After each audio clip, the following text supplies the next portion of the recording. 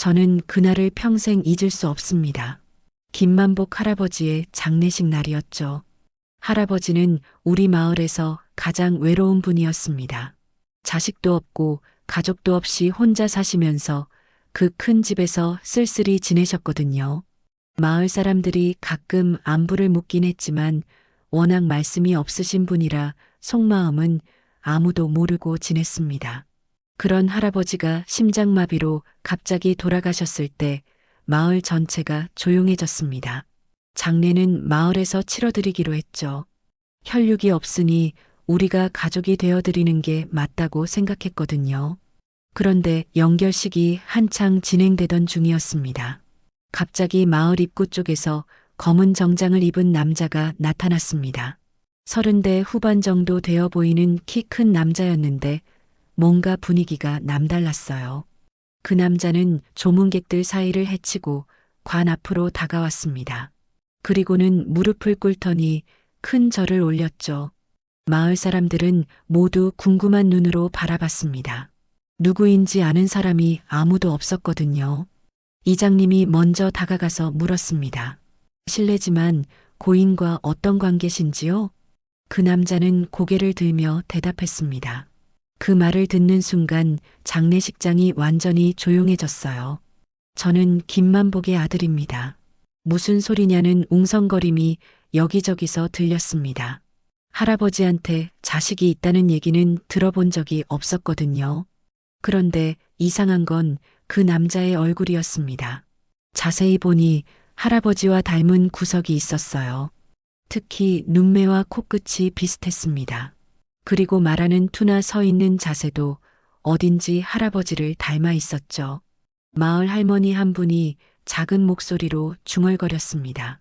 어머나, 정말 닮았네. 특히 젊었을 때 만복이하고. 하지만 대부분의 사람들은 의심스러운 눈으로 그를 바라봤습니다. 갑자기 나타나서 아들이라니 너무 뜬금없었거든요. 더군다나 할아버지가 돌아가신 바로 그날의 말이에요. 그 남자는 마을 사람들의 시선을 받으며도 담담했습니다. 관 앞에서 한참 동안 서 있더니 조용히 말했어요. 아버지, 이제야 찾아뵙습니다. 너무 늦었네요. 그 말을 하는 목소리에 진실된 슬픔이 담겨 있었습니다. 연기라고 하기엔 너무 자연스러웠어요. 하지만 의문은 더 커져만 갔습니다. 장례가 끝난 후 그 남자는 마을회관에 남아 있었습니다. 이장님을 비롯해 몇몇 어른들이 그를 둘러싸고 이런저런 질문을 했죠. 어디서 살고 계셨나요? 왜 지금까지 나타나지 않으셨나요? 정말 만복이 형님의 아들이 맞습니까? 그 남자는 차근차근 대답했습니다. 어머니와 할아버지 사이에 무슨 일이 있었는지는 모르지만 어렸을 때부터 아버지 없이 자랐다고 했어요. 어머니가 돌아가시면서 마지막에 아버지의 이름과 이 마을 이름을 알려주셨다고 했습니다. 그의 이야기를 들으면서 저는 묘한 느낌이 들었습니다. 거짓말 같지도 않고 진실 같지도 않은 그런 느낌이었어요. 하지만 분명한 건 이 일이 우리 마을에 큰 파문을 일으킬 거라는 점이었습니다. 그날 밤 마을 사람들은 모두 한 가지 생각만 하고 있었을 겁니다.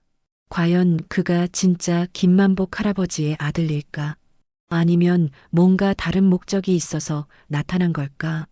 저 역시 잠을 이루지 못했습니다.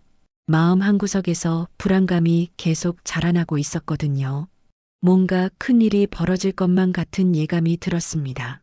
사흘 뒤 마을회관에 사람들이 모였습니다. 김만복 할아버지의 유언장을 공개하는 날이었거든요. 저는 일찍 가서 앞자리에 앉았습니다. 궁금함을 참을 수가 없었어요. 다른 마을 사람들도 마찬가지였죠. 회관이 꽉 찰 정도로 많은 분들이 오셨습니다. 그 남자도 와 있었습니다. 구석진 자리에 조용히 앉아서 고개를 숙이고 있더군요. 마치 결과를 두려워하는 것처럼 보였어요. 이장님이 봉투를 들고 나오자 회관 안이 조용해졌습니다. 침 넘어가는 소리까지 들릴 정도였죠. 자, 그럼 김만복 어르신의 유언장을 읽어보겠습니다. 봉투를 뜯는 소리가 유독 크게 들렸습니다. 이장님이 종이를 펼치더니 잠시 당황한 표정을 짓더군요. 그러고는 다시 찬찬히 읽어보시더라고요. 이게 뭔가. 그 말에 사람들이 웅성거리기 시작했습니다. 무슨 일인지 궁금해서 견딜 수가 없었어요.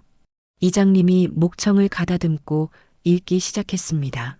나 김만복은 정신이 온전한 상태에서 이 유언장을 작성합니다. 나의 모든 재산은 내 아들 김진우에게 상속합니다. 집과 땅, 그리고 통장에 있는 돈 모두 말입니다. 회가 나니 순식간에 소란스러워졌습니다. 김진우가 바로 그 남자의 이름이었거든요. 잠깐만요. 이게 말이 됩니까? 마을 이웃 중 한 분이 벌떡 일어나서 소리쳤습니다. 만복이 형님은 평생 혼자 사셨는데 갑자기 아들이 어디서 나옵니까? 다른 분들도 동조했습니다. 그래요, 이상해요. 하필 돌아가신 날에 나타나다니. 저 사람 분명히 사기꾼일 거예요. 하지만 반대 의견도 있었습니다. 그래도 닮긴 닮았잖아요.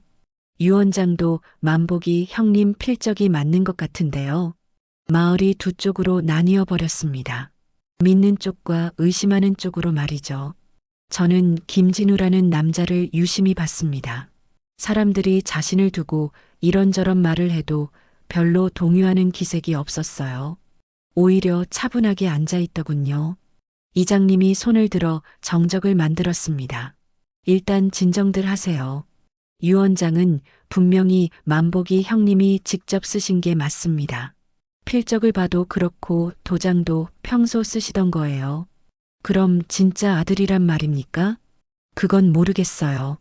하지만 법적으로는 유효한 유언장인 것 같습니다. 그 순간 김진우가 일어났습니다. 죄송합니다. 제가 갑자기 나타나서 여러분을 당황하게 만든 것 같네요. 그의 목소리는 여전히 차분했습니다. 하지만 저는 정말 김만복의 아들입니다. 비록 평생 떨어져 살았지만 말이에요. 그럼 증명해 보세요. 누군가 소리쳤습니다. 말로만 하면 누가 못하겠습니까? 김진우는 고개를 끄덕였습니다. 물론입니다. 필요하다면 DNA 검사든 뭐든 받겠습니다. 그 말에 회관이 다시 웅성거렸습니다. DNA 검사를 받겠다니 정말 자신 있는 건가 하는 생각이 들었어요. 이장님이 다시 유언장을 펼쳐보더군요. 여기 마지막 부분에 더 쓰여 있네요. 내가 평생 외롭게 산 것을 후회한다. 아들아, 나를 용서해다오. 그리고 이 마을 사람들께 고마웠다고 전해다오. 그 말을 듣는 순간 회관 안 분위기가 좀 달라졌습니다.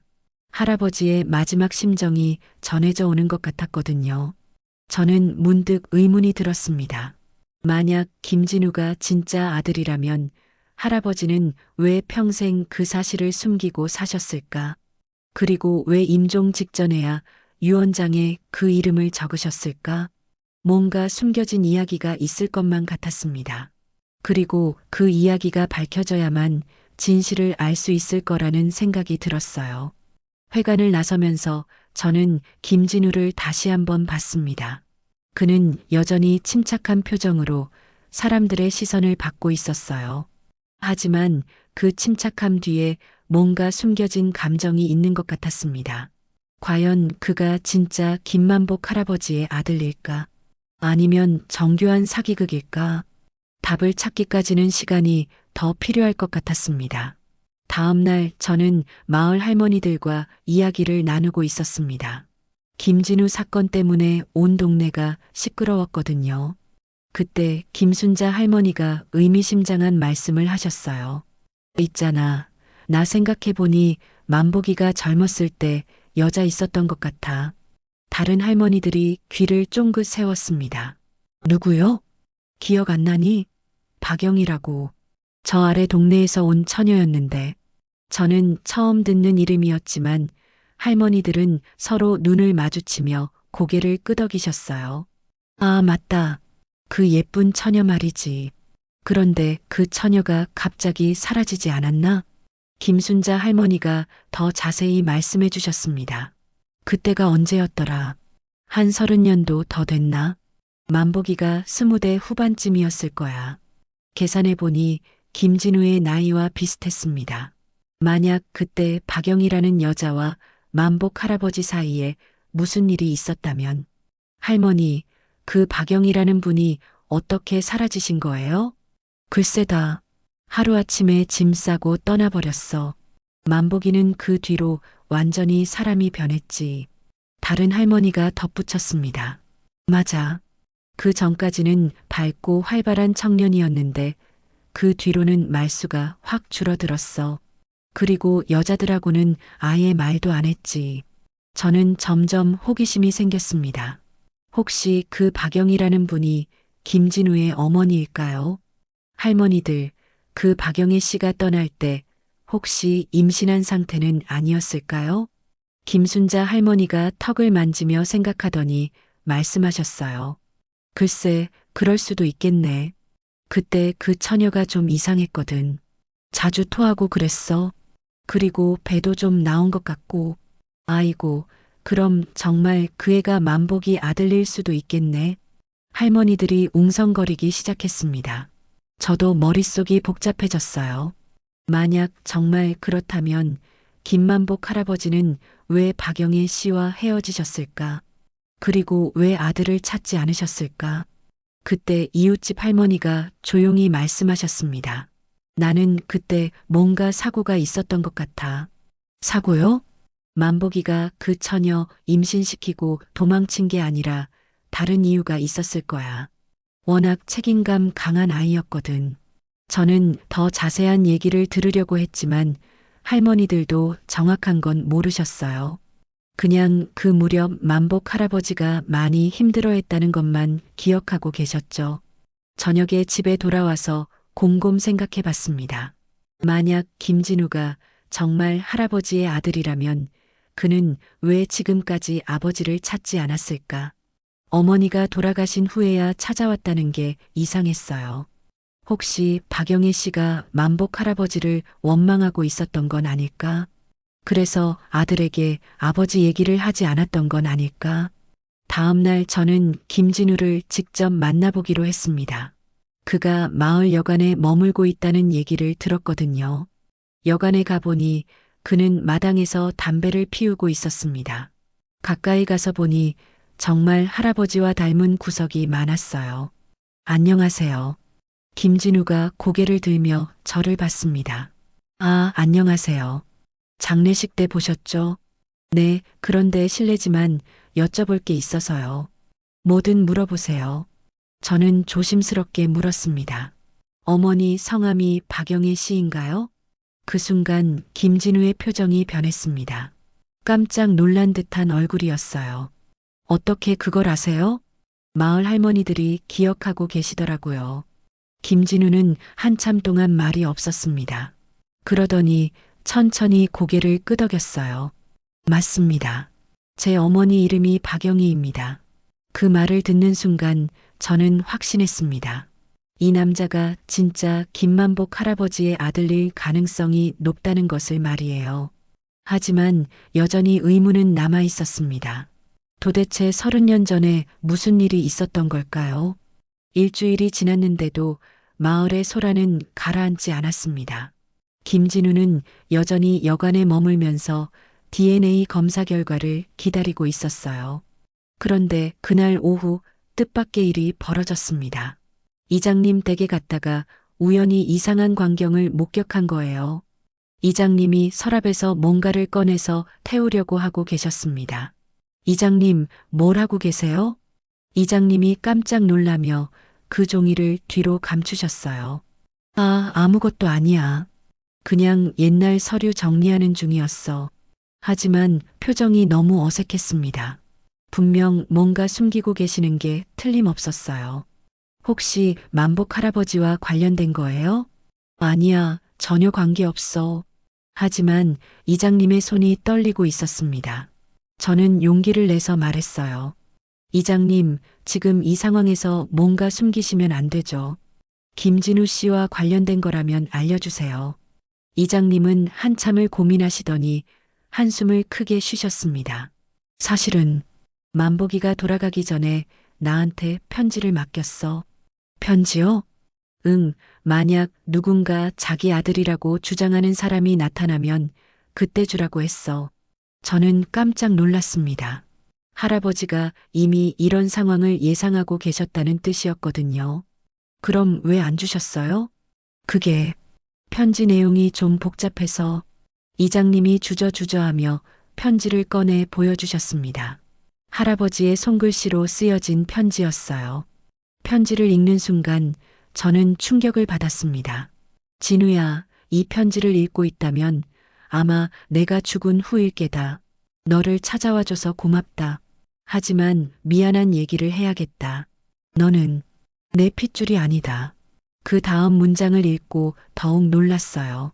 하지만 나는 너를 내 아들로 생각한다. 내 어머니 영희와 나 사이에는 복잡한 사정이 있었다.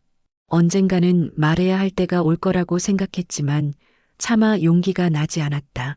편지는 계속 이어졌습니다. 내 어머니는 좋은 사람이었다. 하지만 내가 저지른 실수 때문에 고생하게 만들었다. 그 죄책감에 평생 고통받으며 살았다. 너에게도 미안하다. 아버지 노릇 한번 제대로 못해줘서. 그리고 마지막 문장이 저를 더욱 혼란스럽게 만들었습니다. 내 모든 재산은 너에게 물려주고 싶다. 피는 안 섞였지만 마음으로는 내 아들이니까. 하지만 이 사실을 알고도 받아들일 수 있겠니? 저는 이장님을 쳐다봤습니다. 이장님, 이게 무슨 뜻이에요? 나도 정확히는 모르겠어. 하지만 만복이가 젊었을 때 뭔가 큰 일이 있었던 것 같아. 그럼 김진우 씨는 진짜 아들이 아니란 말이에요? 혈연 관계는 아닌 것 같지.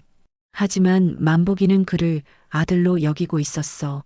저는 머릿속이 복잡해졌습니다. 도대체 30년 전에 무슨 일이 있었던 걸까요? 이장님, 이 편지 김진우 씨한테 줘야 하는 거 아니에요? 그래야 하는 건 맞는데 이걸 보면 얼마나 충격받을까 싶어서 저는 이해할 수 있었습니다. 자기가 아들이라고 믿고 찾아왔는데 사실은 핏줄이 아니라는 사실을 알게 되면 얼마나 실망할까요? 하지만 진실은 밝혀져야 한다고 생각했어요. 이장님, 그래도 알 권리는 있잖아요. 그렇긴 하지. 이장님은 여전히 망설이고 계셨습니다. 저도 이해는 했어요. 이 편지 하나가 한 사람의 인생을 바꿀 수 있으니까요. 그날 밤 저는 잠을 이룰 수 없었습니다. 편지 내용이 계속 머릿속을 맴돌았어요. 김진우는 아들이 아니지만 할아버지는 그를 아들로 여기셨다니. 그리고 박영애 씨와 할아버지 사이에 도대체 무슨 일이 있었던 건지 궁금했습니다. 분명 단순한 연애 관계는 아니었을 거예요. 내일은 김진우에게 이 사실을 알려야 할까 고민이 됐습니다. 진실을 아는 것과 모르는 것 중 어느 쪽이 더 나을까요? 며칠 후 드디어 DNA 검사 결과가 나온다는 소식이 들렸습니다. 온 마을이 그 결과를 기다리고 있었어요. 저는 그 전에 김진우와 한 번 더 대화를 나눠보고 싶었습니다. 이장님이 숨기고 있는 편지 때문에 마음이 복잡했거든요. 여관에서 김진우를 만났을 때 그는 생각보다 침착해 보였습니다. 내일 결과가 나온다고 하던데 긴장 안 되세요?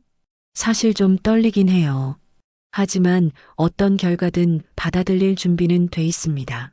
그의 말투에서 진실됨이 느껴졌어요. 혹시 어머니한테 아버지 얘기 많이 들으셨어요? 김진우가 잠시 생각하더니 천천히 대답했습니다.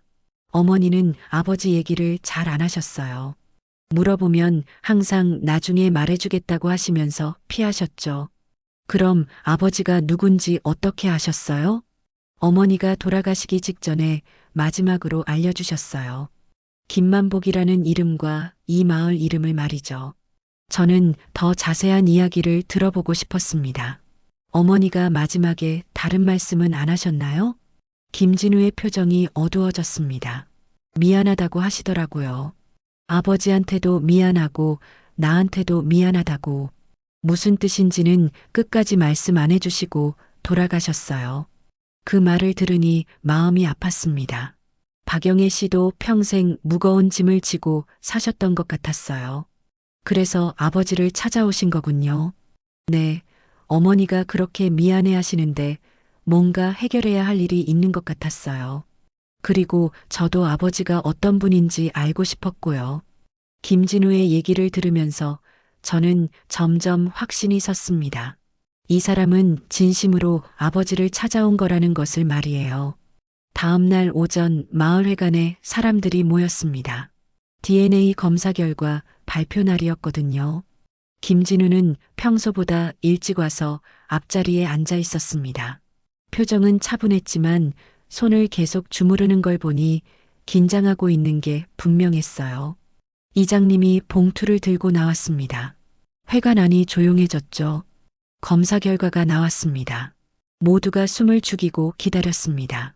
김진우 씨와 김만복 어르신은 이장님이 잠시 멈추더니 다시 말했습니다. 혈연 관계가 아닙니다. 회관이 순간 웅성거렸습니다. 하지만 예상과 다른 반응들이었어요. 그럼 사기꾼이었네. 역시 이상했어. 그런데 김진우의 반응이 이상했습니다. 크게 놀라거나 당황하는 기색이 없었어요. 오히려 뭔가 예상하고 있었던 것 같았습니다. 그때 이장님이 다시 입을 열었습니다. 하지만 한 가지 더 말씀드릴 게 있습니다. 모든 사람들이 다시 집중했습니다. 만복이 형님이 생전에 저한테 편지를 맡기셨습니다. 이런 상황이 되면 공개하라고 하시면서요. 이장님이 편지를 꺼내 들었습니다. 저는 며칠 전에 본 그 편지였어요. 이 편지를 읽어보겠습니다. 이장님의 목소리가 떨렸습니다. 진우야, 너는 내 핏줄이 아니다. 하지만 나는 너를 내 아들로 생각한다. 회관 안이 다시 조용해졌습니다. 내 어머니 영희는 좋은 사람이었다. 하지만 내가 저지른 실수 때문에 고생하게 만들었다. 그 죄책감에 평생 고통받으며 살았다. 사람들이 서로 눈치를 보며 웅성거렸습니다. 내 모든 재산은 너에게 물려주고 싶다. 피는 안 섞였지만 마음으로는 내 아들이니까. 편지를 다 듣고 나니 분위기가 완전히 바뀌었습니다. 김진우를 의심하던 사람들도 말문이 막혔어요. 김진우는 조용히 자리에서 일어났습니다. 감사합니다. 이제야 모든 게 이해됩니다. 그의 목소리에 슬픔과 안도감이 섞여 있었어요. 어머니가 왜 그렇게 미안해 하셨는지 알 것 같아요. 그리고 아버지가, 아니, 김만복 어르신이 왜 저를 아들로 여겨주셨는지도요. 마을 할머니 중 한 분이 물었습니다. 그럼 자네는 이 사실을 알고 있었나? 어느 정도는 짐작했습니다. 어머니 표정을 보면 단순한 이별이 아니었던 것 같았거든요. 김진우가 고개를 숙였습니다. 하지만 그래도 한 번은 만나 뵙고 싶었어요. 어머니를 위해서라도요. 그 순간 저는 깨달았습니다. 이 사람은 처음부터 진실을 어느 정도 알고 있었던 거라는 것을요. 그럼에도 불구하고 마지막 인사라도 드리고 싶어서 찾아온 거였습니다. 그럼 유산은 어떻게 하시겠어요? 이장님이 조심스럽게 물었습니다. 김진우는 잠시 생각하더니 대답했습니다. 법적으로는 제가 받을 권리가 있는 것 같습니다. 하지만 마음으로는 받기가 어렵네요. 왜요? 저는 그분의 진짜 아들이 아니니까요. 아무리 유언장에 적혀 있어도 마을 분들이 납득하시겠어요? 사람들이 서로 얼굴을 마주봤습니다. 처음에는 의심했지만 이제는 오히려 그를 이해하게 됐거든요. 그날 오후 저는 김진우와 마을을 함께 걸었습니다. 그는 할아버지가 살던 집을 멀리서 바라보고 있었어요. 후회되지 않아요? 아니요, 와서 다행이에요. 이제야 어머니 마음을 조금이나마 이해할 수 있을 것 같아요. 그의 얼굴에는 평화로운 표정이 떠올라 있었습니다. 비록 혈연은 아니었지만 마지막에 아버지의 마음을 확인할 수 있었으니까요. 하지만 여전히 의문은 남아 있었습니다. 도대체 30년 전에 무슨 일이 있었던 걸까요? 그 진실만 밝혀지면 모든 퍼즐이 맞춰질 것 같았습니다. 며칠 뒤 마을에 충격적인 소식이 전해졌습니다. 김만복 할아버지의 과거에 대한 결정적인 증언이 나온 거예요. 그날 오후 마을회관에 최덕수 할아버지가 나타나셨습니다. 여든이 넘으신 분으로 평소에는 말씀이 거의 없으신 분이었는데 갑자기 사람들을 불러 모으자고 하시더라고요. 뭔가 중요한 얘기가 있다고 하시면서 말이죠. 저도 궁금해서 회관으로 갔습니다. 김진우도 와 있었어요. 최덕수 할아버지는 떨리는 목소리로 말씀을 시작하셨습니다. 만복이가 죽고 나서 계속 마음에 걸렸어. 그 애가 평생 혼자 산 이유를 아는 사람이 나밖에 없거든. 회관 안이 조용해졌습니다. 30년 전 일이야. 만복이가 28살 때였어. 최덕수 할아버지가 한숨을 크게 쉬시더니 계속 말씀하셨어요. 그때 만복이는 박영이라는 처녀와 연애하고 있었어. 결혼까지 약속한 사이였지. 사람들이 웅성거렸습니다. 이미 알고 있던 얘기였거든요. 그런데 어느 날 사고가 났어. 만복이가 트럭을 몰고 가다가 사람을 치었어. 그 말에 회관이 순식간에 조용해졌습니다. 죽었나? 누군가 작은 목소리로 물었습니다. 그렇지. 즉석에서 숨졌어. 상대방은 젊은 남자였는데 최덕수 할아버지가 김진우를 바라보시더니 말했습니다. 박영의 처녀의 남동생이었어. 저는 깜짝 놀랐습니다. 김진우도 얼굴이 하얗게 질렸어요. 만복이는 그 사고 때문에 완전히 무너졌어. 사랑하는 여자의 동생을 죽인 거니까. 최덕수 할아버지의 목소리가 더욱 떨렸습니다. 박영의 처녀는 그때 임신 중이었어. 만복이 아이를 가지고 있었지. 그럼 김진우 씨가 아니야. 그 아이는 유산됐어. 충격 때문에 말이야. 회관 안이 숨막히는 정적에 휩싸였습니다. 그럼 김진우 씨는 누구란 말이에요? 이장님이 물었습니다. 최덕수 할아버지가 더욱 놀라운 얘기를 꺼내셨어요. 박영의 처녀에게는 언니가 하나 있었어. 그 언니가 미혼모였는데 아이를 키울 형편이 안 됐지. 설마. 맞아. 김진우는 박영희 처녀 언니의 아들이야. 박영희가 동생을 대신해서 키운 거지. 모든 퍼즐이 맞춰지기 시작했습니다. 박영희는 동생을 잃은 충격과 유산의 아픔, 그리고 언니 아이까지 떠맡게 되면서 이 마을을 떠났어. 만복이를 원망하면서 말이야. 김진우가 떨리는 목소리로 물었습니다. 그럼 제가 어머니라고 부른 분은 너의 이모야. 친어머니는 따로 있지. 충격적인 진실이었습니다. 김진우는 김만복 할아버지의 아들도 아니고 박영애 씨의 아들도 아니었던 거예요. 그럼 왜 김만복 할아버지가 유언장에? 최덕수 할아버지가 마저 설명해 주셨습니다. 만복이는 평생 죄책감에 시달렸어. 박영희와 그 집안에 너무 큰 상처를 준 거니까. 그래서 언젠가는 보상하고 싶어 했지. 그래서 김진우를 아들로 여기신 거군요. 그렇지. 직접적인 피해자인 박영희가 키운 아이니까 자기 아들이나 다름없다고 생각했을 거야. 김진우는 한참 동안 말이 없었습니다. 자신의 정체성이 완전히 뒤바뀐 거였으니까요. 그럼 제 친어머니는 어디에 계세요? 그건 모르겠어. 박영희가 떠날 때 언니는 이미 어디론가 가버린 후였거든. 김진우의 얼굴에 복잡한 감정들이 스쳐 지나갔습니다. 혼란, 슬픔, 그리고 허탈감이 뒤섞인 표정이었어요. 할아버지, 그럼 왜 지금까지 이 얘기를 안 하셨어요? 최덕수 할아버지가 고개를 떨구셨습니다. 만복이한테 약속했거든. 절대 누구한테도 말하지 말라고. 그 애가 평생 그 죄를 지고 살겠다고 하더라고. 하지만 이제는 말씀하시는 이유가 만복이가 죽었는데 그 아이마저 모르고 살면 안 되겠다 싶어서. 진실은 알아야 하지 않겠어? 회관을 나서면서 저는 김진우를 봤습니다. 그는 멍한 표정으로 하늘을 바라보고 있었어요. 괜찮으세요? 모르겠어요. 지금까지 알고 있던 게 다 거짓이었다니. 그의 목소리에는 깊은 상실감이 담겨 있었습니다.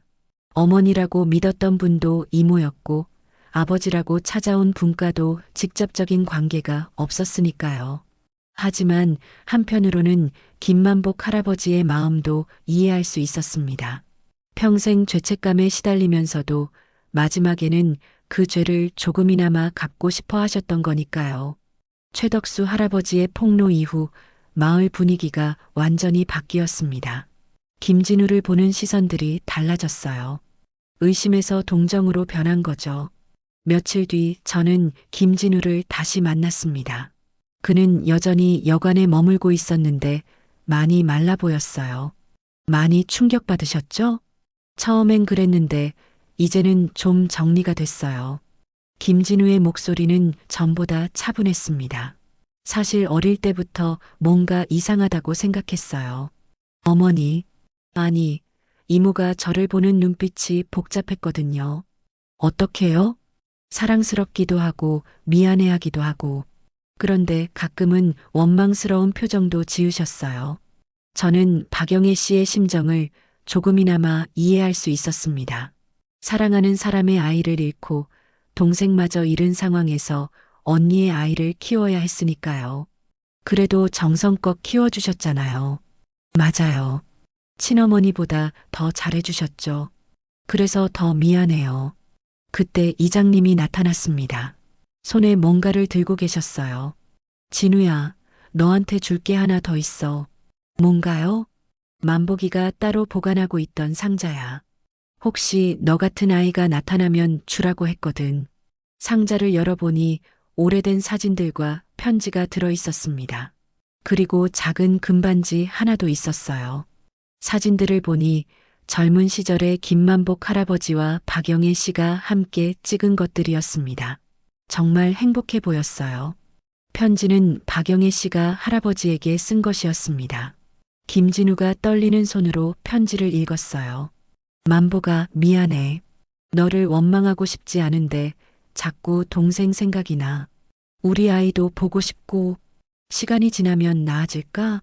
진우는 잘 크고 있어. 너를 많이 닮았어. 눈매랑 웃는 모습이 특히 그래. 김진우가 편지를 읽다가 멈췄습니다. 너를 닮았다고 했네요. 그렇네. 박영희가 너를 만복이 아들로 여기고 있었던 것 같아. 저는 문득 깨달았습니다. 박영애 씨도 김진우를 키우면서 점점 김만복 할아버지의 아들처럼 느꼈을 거라는 것을요. 다른 편지도 있었습니다.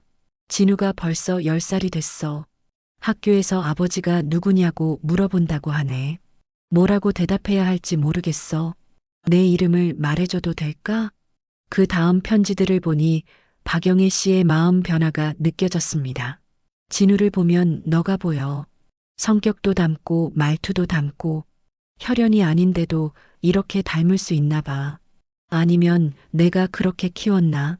마지막 편지는 박영애 씨가 병에 걸린 후에 쓴 것 같았습니다. 만보가 나 이제 오래 못 살 것 같아. 진우한테 너 얘기를 해줘야 할까? 그 애는 내 아들이야. 피는 안 섞였지만 마음으로는 내 아들이라고. 김진우가 편지를 다 읽고 나서 한참 동안 말이 없었습니다. 그러더니 조용히 말했어요. 이제야 이해됩니다. 이모가 왜 그렇게 복잡한 표정을 지으셨는지. 어떤 기분이에요? 슬프기도 하고 고맙기도 하고 그리고 김만복 할아버지 마음도 알 것 같아요.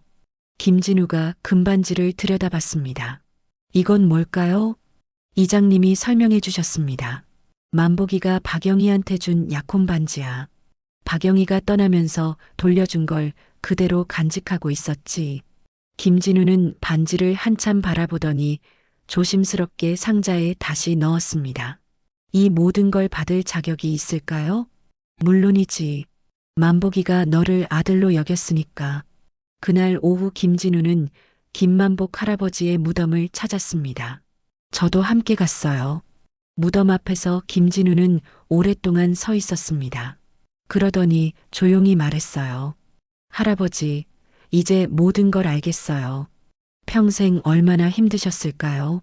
그래도 저를 아들로 여겨주셔서 감사해요. 바람이 불면서 나뭇잎들이 흩날렸습니다.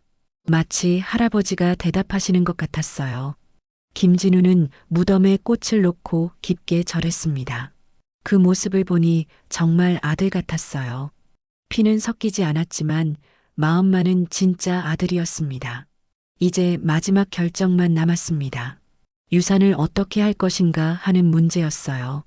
일주일 후 법적 절차가 모두 끝났습니다.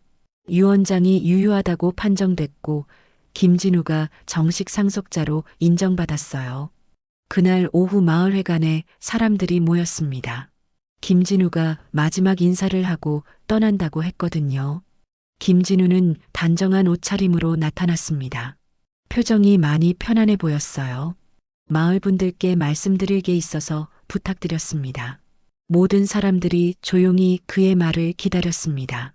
먼저 저를 의심하셨던 분들께 말씀드리고 싶어요. 당연한 반응이었습니다.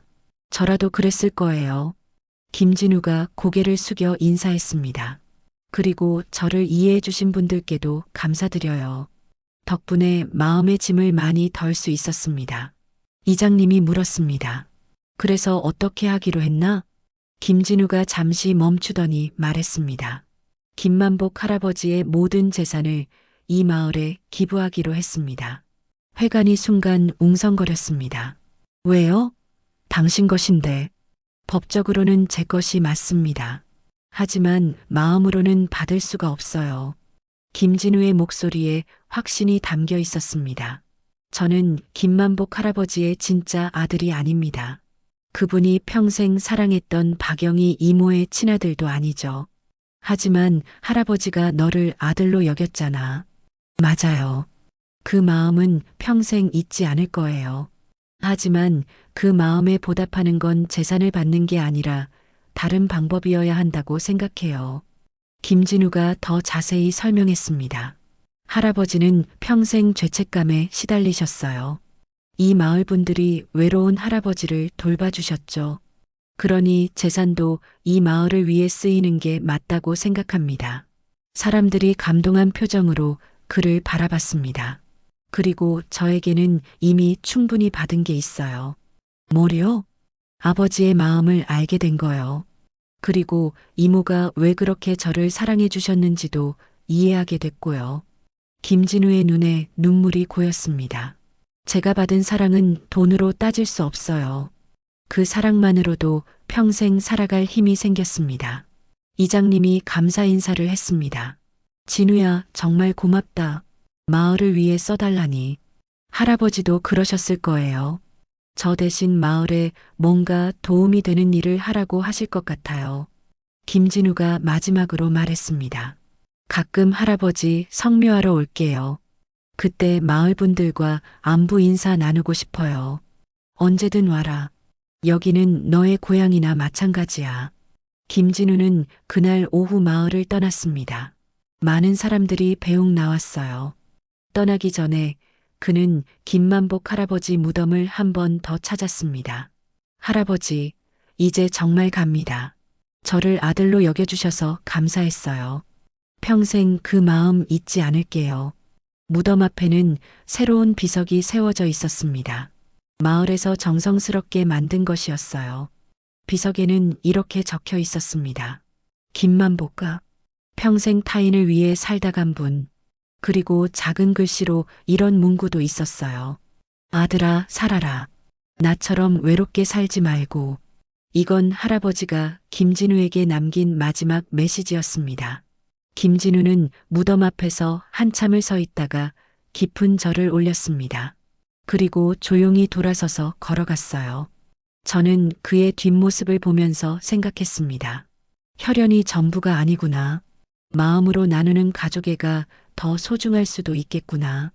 김만복 할아버지와 박영희 이모, 그리고 김진우. 세 사람이 만들어낸 이야기는 슬프기도 하고 아름답기도 했습니다.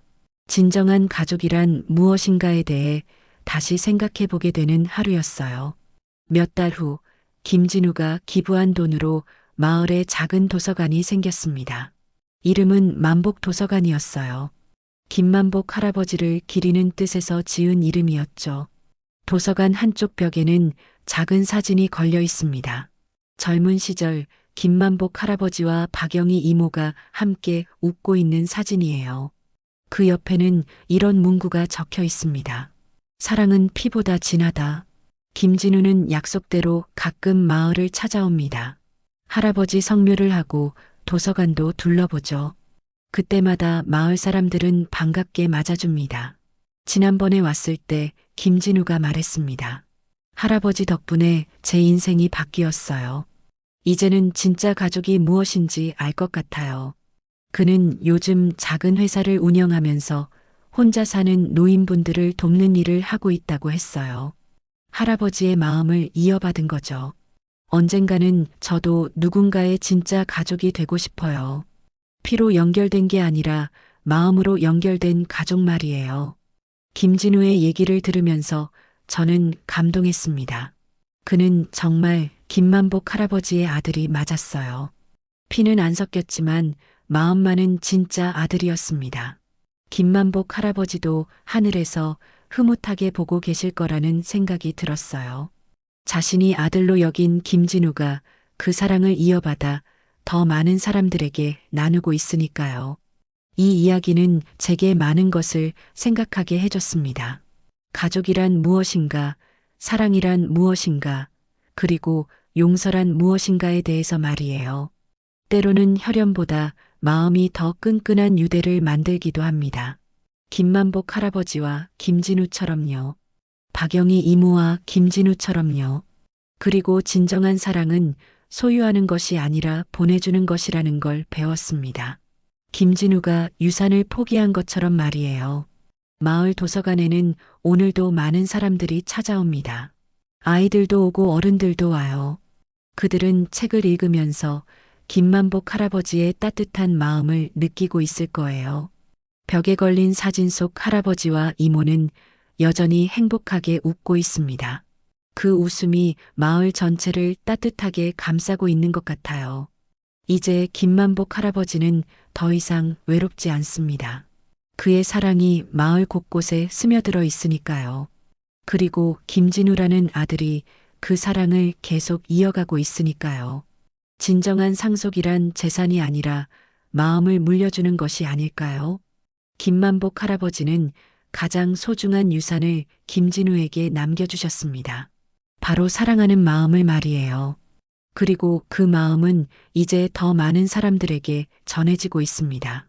마치 따뜻한 불씨가 여기저기로 번져나가는 것처럼 말이에요. 이것이 바로 의문의 재산 상속자의 진짜 의미였습니다. 의문의 상속자는 김진우가 아니라 우리 모두였던 거죠. 사랑이라는 가장 소중한 유산을 받은 상속자들이었습니다.